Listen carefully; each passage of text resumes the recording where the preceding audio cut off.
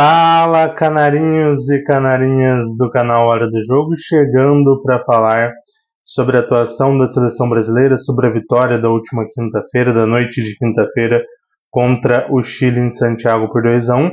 Mas antes de falar sobre mais uma atuação terrível da seleção brasileira, com vitória, é verdade, mais uma atuação terrível, lembre-se de se inscrever no canal, ativar o sininho das notificações, curtir, comentar, compartilhar, encaminhar para os coleguinhas, para os inimigos, para todo mundo, porque ajuda demais a gente a seguir produzindo esse conteúdo aí para vocês.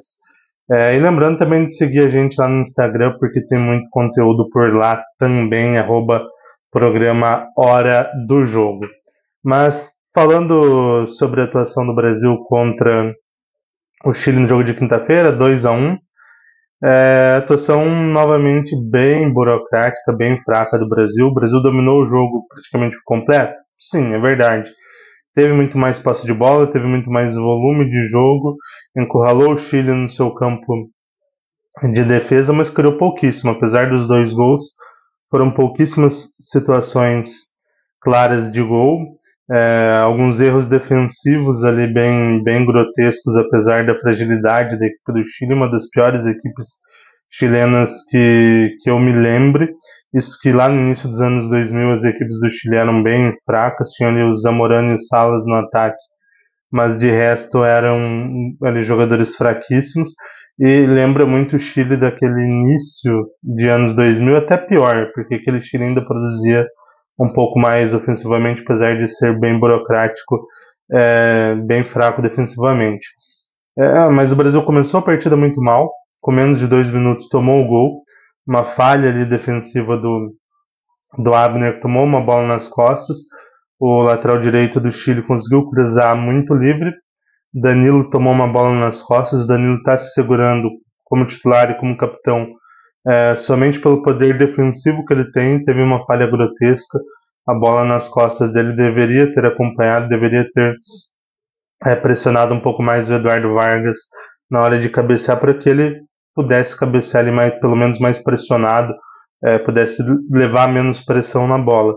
E outra falha do Ederson. Um goleiro do nível do Ederson não pode tomar um gol daquele, mal posicionado, poderia também ter pensado em sair do gol, uma bola que foi fraca, sem muita pressão, e que encobriu ele.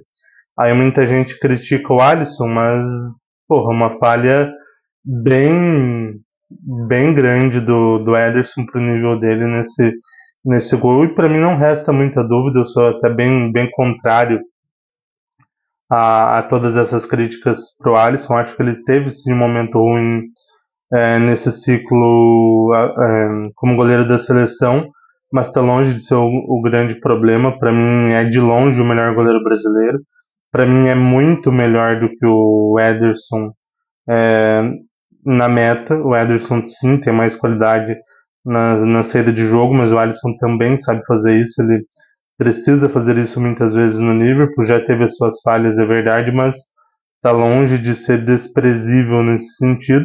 E embaixo das traves, para mim, é muito melhor do que o Ederson, é muito melhor do que qualquer outro brasileiro atuando atualmente. Então, para mim, não tem muita dúvida de que o goleiro sim tem que ser o Alisson. E olha que, como vocês sabem, eu sou gremista, e o Alisson é colorado, começou no Inter, tem toda a sua trajetória no Inter, mas para mim é indiscutível que ele é o melhor goleiro brasileiro, que tem que ser o titular até o final desse ciclo, pelo menos.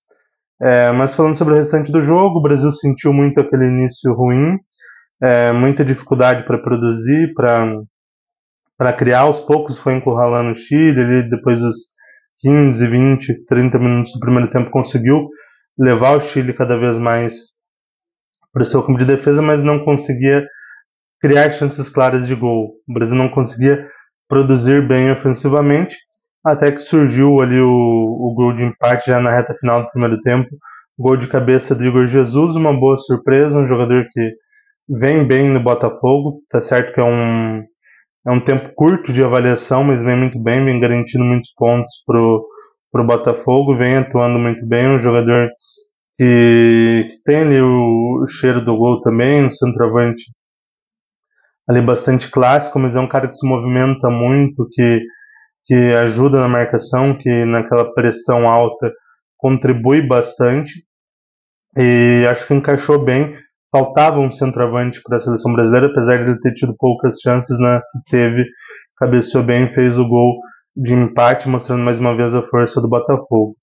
No segundo tempo, o Brasil seguiu com a bola, deu menos avanço para o Chile ofensivo, mas seguiu com a bola, mas da mesma forma, seguiu sem produzir ofensivamente.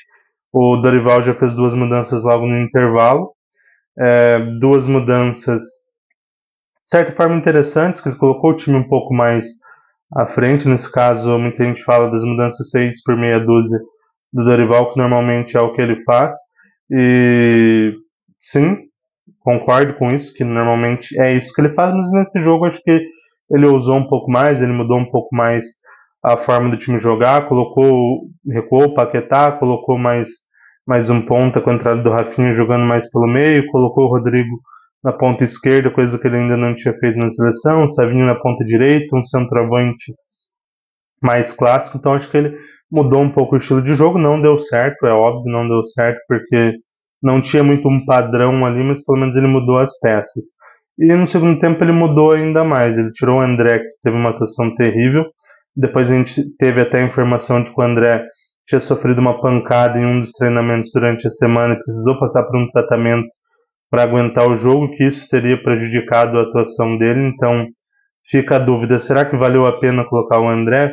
Porque ele teve uma atuação realmente desastrosa. Acho que ele poderia ter sido poupado, quem sabe pensando no jogo contra o Peru, ou pensando em outras alternativas, já que não tinha 100% é, de condições físicas para estar atuando, e isso foi visto como uma atuação terrível. E ele que foi ali um dos poucos pontos positivos na data FIFA anterior contra Equador e Paraguai. Mas no segundo tempo, o Dorival colocou o Bruno Guimarães no lugar dele. Bruno Guimarães, que normalmente é mais um segundo volante, colocou ele como esse primeiro volante. É um jogador mais ofensivo do que o André, tem mais qualidade na saída de bola, tem uma chegada um pouco maior à frente, então fez essa mudança. Tirou o Paquetá, que também mais uma atuação terrível. Vejo pouco sentido na manutenção do Paquetá como titular da seleção brasileira, porque tem entregado muito pouco nesse ciclo com a camisa da seleção brasileira, e mais ainda no clube nessa temporada tem atuado muito mal também. É, e outra, não sabemos até que ponto o problema lá com as bets, que segue sendo investigado, está afetando ele. Não estou colocando aqui juízo de valor se ele está ou não errado nessa situação. A gente vai ver quando essas investigações forem concluídas. Mas de momento, ele é um jogador que tem sofrido. Eu acredito que psicologicamente ele está abalado, e isso tem impactado. Então a titularidade, principalmente dele na seleção, para mim faz pouquíssimo sentido. Mas o Dorival optou pela entrada do Gerson, que é um jogador ali que tem essa característica de segundo volante, de um meia pelo lado, e que está numa fase muito boa no Flamengo. Apesar do Flamengo não estar bem, ele é o principal jogador do Flamengo aí nos últimos 2 meses. Então, é um jogador que daria mais essa, essa qualidade, um momento bom também no meio de campo, mas também não contribuiu tanto, porque a equipe produziu pouquíssimo, continuou produzindo muito pouco durante todo o segundo tempo. O gol vai ser só na reta final. O Luiz Henrique entra no lugar do Savinho. O Savinho errou muito, mas buscou demais. Buscou demais o jogo, buscou alternativas, buscou tentar ali fazer algumas jogadas, mas sempre errando muito. Acho que faltou concluir mais as jogadas. O Dorival optou pela entrada do Luiz Henrique. O Luiz Henrique também entrou errando muito, também tentando algumas jogadas ali mais corajosas também. Acabou errando demais, mas conseguiu fazer o gol, um chute que não foi tão forte, mas que entrou. O goleiro do Chile é um goleiro também ali bem seguro, pelo menos nessa partida ele demonstrou isso. E o Brasil conseguiu essa virada já aos 43 do segundo tempo. O Brasil foi superior, mereceu a vitória, sim. Mereceu sim os 3 pontos, mas não foi uma boa atuação, longe disso, ainda uma atuação muito burocrática e muito por conta do Chile ser uma equipe terrível. O time do Chile é muito ruim, não tenho o que falar, o time do Chile é ruim demais.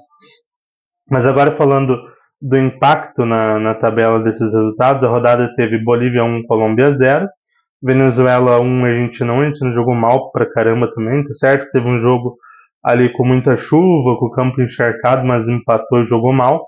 Equador e Paraguai ficaram no 0-0, Brasil 2-1 no Chile, e o Peru, próximo adversário do Brasil, venceu a primeira na competição, derrotou o Uruguai por 1-0, deixando o Chile agora na lanterna da competição. A 10ª rodada será na terça-feira. A gente vai ter na terça, dia 15, às 17h30, no Metropolitano de Barranquilla, na Colômbia, Colômbia e Chile, 20 horas no Defensores del Chaco, em Assunção, no Paraguai, Paraguai e Venezuela. Também aí já às 20h30, no Centenário, em Montevidéu, no Uruguai, Uruguai e Equador, 21 horas no Monumental de Núñez, em Buenos Aires, Argentina e Bolívia, e às 21h45, encerrando a rodada no Mané Garrincha, em Brasília, Brasil e Peru. Novamente um adversário fraquíssimo. O Peru não é uma boa seleção, é uma seleção que teve bons momentos aí nos últimos 10 anos, com ótimas campanhas em Copas Américas, algumas semifinais, uma final contra o Brasil aqui no Brasil em 2019. Chegou à Copa do Mundo em 2018, depois de muitos anos. Quase foi para a Copa do Mundo de 2022, acabou perdendo a vaga nos pênaltis para a Austrália na repescagem. Então foi uma geração que teve momentos muito bons, mas que não conseguiu se renovar e que ainda precisa daqueles jogadores da geração antiga, mas que já estão beirando os 40 anos e que já estão muito mal. Já perdeu o Gareca, não conseguiu outros treinadores com a mesma qualidade. O Gareca está lá no Chile e não está conseguindo trabalhar bem. Então o Peru, uma seleção fraca, tá certo? Venceu o Uruguai, mas não jogou bem. E é uma seleção muito fraca. O Brasil precisa dos 3 pontos. E espero que consiga esses 3 pontos atuando de uma forma mais convincente.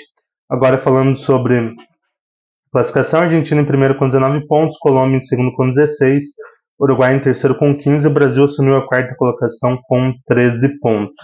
O Equador é o quinto com 12, a Bolívia fecha o G6 das equipes que se classificariam diretamente para a Copa do Mundo em sexto com 12. Indo para a repescagem no momento em sétimo, a Venezuela com 11, caindo fora, sendo eliminados, não indo para a Copa do Mundo.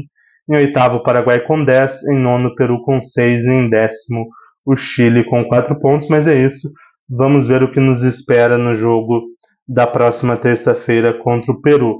É isso, galera. Lembrando, deixem aí nos comentários a opinião de vocês sobre a atuação do Brasil, sobre o futuro da seleção brasileira, sobre o trabalho do Dorival Júnior.